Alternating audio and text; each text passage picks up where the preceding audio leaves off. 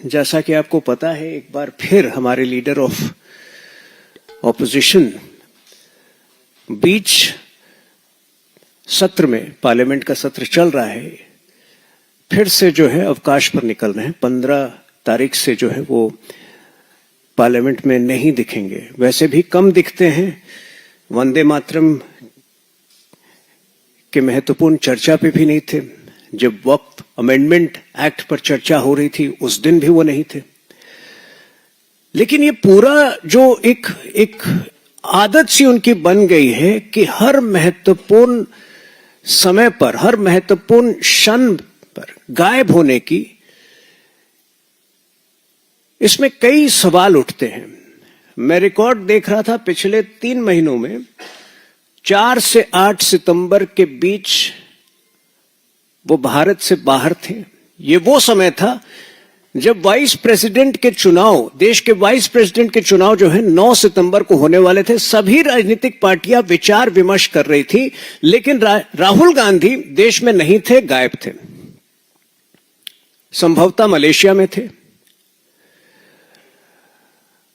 अब ऐसी क्या विवशता इनकी होती है कि हर महत्वपूर्ण मौके पर राहुल गांधी, जो लीडर ऑफ ऑपोजिशन है, जब तक ये लीडर ऑफ ऑपोजिशन नहीं थे तब तक तो ये करते ही थे, लेकिन लीडर ऑफ ऑपोजिशन जिसकी आवश्यकता विपक्षी पार्टियों को भी मेरे ख्याल से विचार विमर्श की आवश्यकता पड़ी होगी वाइस प्रेसिडेंट के चुनाव के पहले, ये ऐन मौके पर गायब हो जाते हैं। इसके बाद 27 सितंबर से लेकर लगभग 11 अक्टूबर तक बिहार चुनाव जो है, बिहार चुनाव की घोषणा होने वाली थी।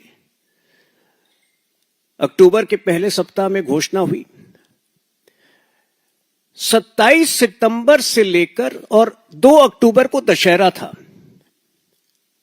बिहार में, उत्तर प्रदेश में, पूरे हिंदी हार्टलैंड में कोई भी जो जन नेता होता है उसको जन संवाद का महत्व समझ में आता है। वो रामलीला में जाता है, वो रामलीला के कार्यक्रम में जाता है, वो दुर्गा पूजा के पंडाल में जाता है।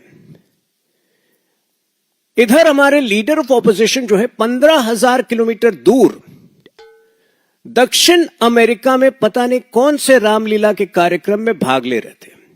क्या ऐसी विवशता थी कि जब इनके सहयोगी दल आरजेडी इनसे गुहार कर रहे थे कि सीट शेयरिंग की जो है समस्या आप सुलझाइए, सीट शेयरिंग पर बैठिए, तो फिर से जो है लीडर ऑफ ऑपोजिशन पूरी तरह से दुर्लभ थे, पूरी तरह से गायब थे।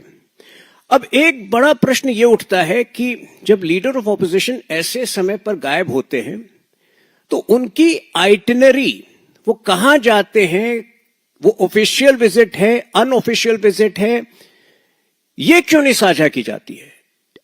देश से आखिर क्या छुपा रहे हैं लीडर ऑफ ऑपोजिशन?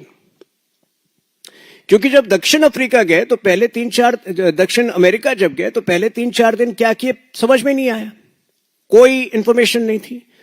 उसके बाद एक वीडियो आया जहां कि वो कोलंबिया में फिर से भारत की राजनीति, भारत के लोकतंत्र को जो है दुत्कार रहे हैं, कह रहे हैं कि भारत में लोकतंत्र नहीं है, पता नहीं कोलंबिया में लोकतंत्र कितना स्वस्थ है, ये तो वही बता सकते हैं।